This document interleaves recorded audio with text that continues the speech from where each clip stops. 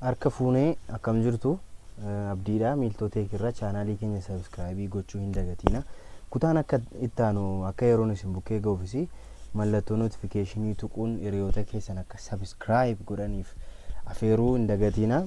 Har'a kan wajjiniin ilaalu advaansed istaayilingidha. Advaansed istaayilingii keessa shaadoo yookaan gaaddiddeessuu, opaasitii yookaan tiraanspaarensii yookaan hamma mul'ina isaatii, boorder raadiyeesii yookaan immoo wanta rogarfii tokko ta'e akkamitti gara serkiliitti akka deebisuu dandeenyu fa'a warreen akkasii wajjiniin ilaallaa jechuudha. Akkuma as gubbaadha mul'atu kanatti waan tokkoon qaba, hiidarii tokkoon qaba. Hiidariin kuni poozishiniin isaa rileetiiviidha. Tooppiirraa piiksilii amma kana fagaatee jira, leeftiirraa yookaan immoo harka bitaarraa haga kana fagaatee jira jechuudha. CSS afaan Oromoo jedhee jira. Akkasumas immoo imeejii tokkoon qaba. Imeejiin kuni bal'inni isaa amma kanadha jechuudha. 450 piiksiliidha jechuudha. Gabaabaatti yeroo ilaaltanitti asirraa kana fakkaata jechuudha. Akkuma amma argaa jirtan kanatti inni akka addaachuu ta'u kun imeejichumatu akka kanadha. Imeejiin kun garuu isa kana akka inni seeraan mul'atu gochaa hin jiru. Sababiin isaa maaliif baay'ee amma mul'achuma qabu mul'ate jira jechuun tiraansparensiin isaa 100dha jechuudha. Tiraansparensii isaa kana kontiroolii gochuudhaaf imeejii kana irratti maal gochuu danda'utu nurra jiraata jechuudha. Opaasitii isaa hir'isuu nurra jiraata jechuudha. Yookaan opaasitii isaa gadi buusu. Opaasitii isaa yeroo gadi buusnutti vaaliyuu nuyi opaasitiidhaaf kenninu maal ta'uu qaba beektu? Eessarraa kaasa 0.0 hanga waaniitti ta'uu danda'utu irra jiraata jechuudha. 1.0 amma kanaati jechuudha. Kana jechuun 0.1 ta'uu danda'a, 2 ta'uu danda'a, 3 ta'uu danda'a. Haala kanaan jechuudha gochuu dandeenya jechuudha. Garuu vaaliyuun isaa meeqa gidduu ta'uu qaba? 0.0 amma waaniitti ta'uu danda'utu irra jiraata jechuudha. Waanii jechuun fuul tiraanspaarentiidha jechuudha. Fakkeenyaaf amma akkuma argitaniif 0 godhasi. 0.0 yoon godhe fakkeenyaaf yeroon rifreeshii godhutti guutummaa guutuutti hin dhabamaa jechuudha. Asirraa akkuma argitan imeejichi hin mul'atu jechuudha. 0 jechuun low tiraansparensiidha jechuudha. Baay'ee kan mul'anne gonkumaan mul'anne. Yeroon tokko godhummoo meeskii meeqa ta'a? Akkuma argitanii hin dhufe la xiqqoo dhufee jira jechuudha la agas mara mul'achuu baatus jechuudha. Isa kanaaf iyyuu imeejiin kun akka inni seeraan mul'atuu fi maal gochuu qabna? Tiraanspaarensii isaa fakkeenyaaf 0.5 hin godha jechuudha. Tiraanspaarensii haala kanaani noormaalii gochuu dandeenya jechuudha. Tokko jechuun asitti vaaliyuu isaa tokko yoo laanneef immoo akka meeqa akka inni ta'u ilaaluudhaaf 1.0 jedha fakkeenyaaf guutummaa isaatu mul'ata jechuudha. Kanaaf iyyuu anamma maalan godha akka guutummaan isaa yookaan immoo fuul tiraansparentii ta'e akka inni mul'annee fi 0.5 jechuun kan jechuun persentii meeqa jechuudha? Persentii 50 qofa akka inni ta'u gochuun barbaade jechuudha. Yeroo kanatti maal ta'a? Akka kana ta'a jechuudha. Seeraan hin mul'atu. Sababiin isaa barreeffamni asirra jiru kun akka inni tiraansparent ta'e mul'atu sababiin barbaaduu fi akkas godhaa jira jechuudha.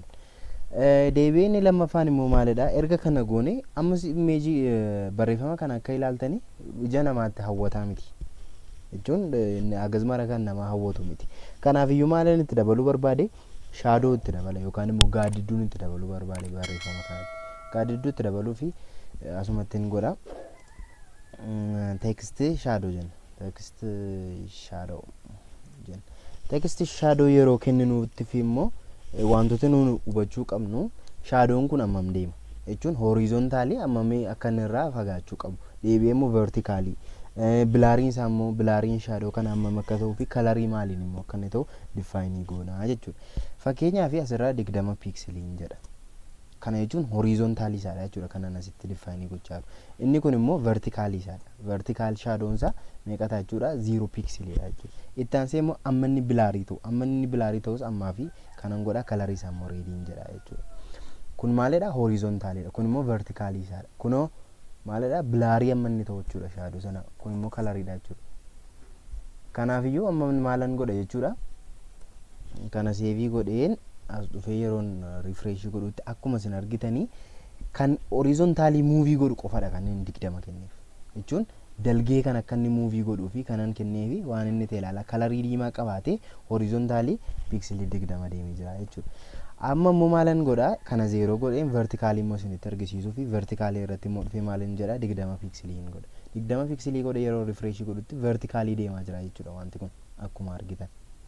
shaadoodha jechuudha inni jalaa kun. Kanaafiyyuu haala kanaan fayyadamuu dandeenya jechuudha. 20 godhee immoo fakkeenyaaf bilaarii isaa fakkeenyaaf 12 piiksilii yoon godhee maal akka inni ta'u ilaalaa gaa akka inni itti waan ta'ee jiru ilaalaa. Haala kanaan gochuu dandeenya jechuudha.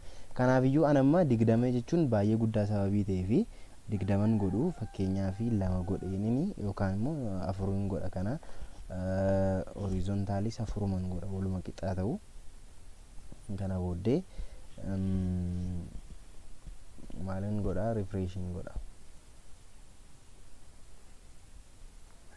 Asii dhufee refresh godha. Yeroo inni refresh godhutti hamma tokko haala gaariin mul'achaa jira. Garuu kalariin kunis ammas kanarraan deemaa yoonni haalaan mul'ataa sababii hin jirree fi fakkeenyaaf biluun godhame. Biluu haa ta'u biluu amma tokko wayyaa. Deebi'ee immoo amma inni waan ta'aa jiru kunis baay'ee guddateera. Bilaariin isaa jechuudha. Bilaariin isaa sababii guddatee fi mee 8 godha. Tolee 8 godhee amma tokko amma ofidhee haala kanaan amma akka argaa jirtanii biluu yookaan immoo cuquliisa kan ta'e shaadoo yookaan gaaddidduu qabaateera jechuudha. Akkuma argitanii shaadoo qabaatee jira jechuudha. Kana malee immoo imeejiin jala jiru suni gabaabaatti tuni asirraan darbinii warra deebi'ee kan inni isin yaadachiisuu barbaadu tekstii shaadoo yeroo kenninutti attribuutiin kun yookaan immoo propertiin kun value meeqa qaba jechuudha? Value 4 qaba jechuudha. Value inni jalqabaa maalidha? Horizontaalidha. Horizontaalii shaadoon kun ammam deemu piiksilii meeqa deemu akka inni qabu isa originaalii sanarraa jechuudha. Original tekstii irraa jechuun tekstii barreeffamee jiru kanarraa ammam akka inni deemuun irra jiraatu jechuudha. Deebi'ee immoo inni lammaffaan immoo maalidha? Vertikaalidha. Inni kun horizontaalii jechuun dalgee jechuudha. Vertikaalii jechuun immoo asii gadi yookaan asii ol ammam deemu qaba. Negatiivii yoo ta'e immoo kun asii ol deema jechuudha. Vaaliin kanaa negatiivii yoo goone asii ol deema jechuudha. Haala kanaanis gochuu dandeenya. Kun immoo maali? Amma inni bilaarii of shaadoo. Shaadoon sun ammam bilaarii ta'a. Oriijinaalii irraa ammam akka inni bilaarii ta'u difaayinii godha jechuudha inni kun. Kun immoo kalariin shaadoo keenyaa maal ta'u akka qabu haala kanaanii goonaa jechuudha. Inni itti aanu immoo maalidha? Kana malees immoo imeejii faarratti immoo maal fayyadamna? Shaadoo amma fakkeenyaaf tekstii shaadoo jenna. Imeejiidhaaf immoo maal fayyadamna isa jedhu immoo ilaaluudhaaf opaasitii isaa kan ammaa fi tokkoon godha. Tokko haa ta'u kana boodee noormaalii amma iddoo isaa duraatti deebi'ee jira jechuudha. Haala kanaan amma booksii shaadoo goonaafi jechuudha kan imeejii immoo. Booksii shaadoo ala kamiin akka goonu immoo asitti dhufnee maal jenna booksii shaadoo jenna jechuudha. Booksii shaadoo keessattis immoo akkuma isa sanaadha jechuudha. Akkaataan nuun itti difaayinii goonuu fi isa duraa wajjin tokkumadha jechuudha. Fakkeenyaaf for imeejiidha sababii ta'eef egaa 20 piiksilii yoo goone isa kaan immoo 0 yoo goone akkuma silaatti ilaaluudhaaf 0 piiksil 0 piksel kalarii isaa immoo isa kana amma reedii jenna. Kalarii shaadoo isaatii jechuudha. Kana booddee maal goona? Asii dhumne refresh goona. Akkuma argitan amma horizontaalii muuvii godheera jechuudha. Horizontaalii muuvii godheera. Vertikaalii akka inni muuvii ta'us gochuudhaaf amma asumatti fakkeenyaaf 20 jedhan. 20 ergan jedhee booddee asii refresh yeroon godhutti akkuma isin argitanii shaadoon isaa 20 deemee sirraa 20 asii gadis immoo 20 deemee jechuudha. Kuni vertikaalii isaa difaayinii godha, kun immoo horizontaalii isaadha jechuudha. Haala kanaanii gochuu dandeenya. Amma inni bilaarii ta'u immoo 30 jedha fakkeenyaaf. 30 yeroon jedhee refresh godhutti waan suuraan kun ta'u ilaalaa jira.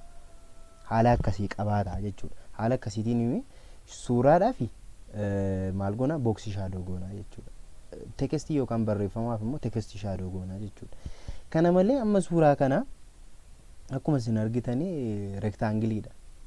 Waan isaa kun qara qaba laasii fi asiinis rektaangilii ta'uusaa waanidha jechuudha. Kana immoo akkamittiin boordarii itti gochuu dandeenya? Boordarii gaafa jennu akkamittiin gara serkiliitti akka inni raadiyeesii godhataa deemu gochuu dandeenya isa jedhu gochuudhaaf immoo fakkeenyaaf asuma gubbaatti dhufne maal jenna? Border raadiyeesii goona jechuudha. Raadiyees border raadiyees erga goone booddee immoo fakkeenyaaf piiksilii 5 piiksilii yoon jedhee refresh yeroon godhutti akkuma argitanii kun maal ta'eera inni sila qara ture akka sarkilii wayitti deebi'uudhaaf adeemeera jechuudha. Fakkeenyaaf kanuma immoo boorder raadiyeesii kana immoo 50 yoon godhe suuraan kun maal akka inni ta'u ilaalaa kan hedduu maal ta'e karvii ta'e jechuudha. Haala kanaanis gochuu dandeenya jechuudha. Ammatu 500 ta'e immoo maal akka inni dhufu haala kanaanii gochuu dandeenya jechuudha. Boorder raadiyeesii warreen akkasii kanaafis fayyadamuu dandeenya jechuudha. Gabaabaatti wantoota sadii wajjin inni jalqabaa shaadoodha. Shaadoo immoo tekstiidhaaf akkamitti goona imeejiidhaafis yookaan immoo elementii warreen biraadhaafis akkamitti akka goonu wajjin ilaalleerra jechuudha.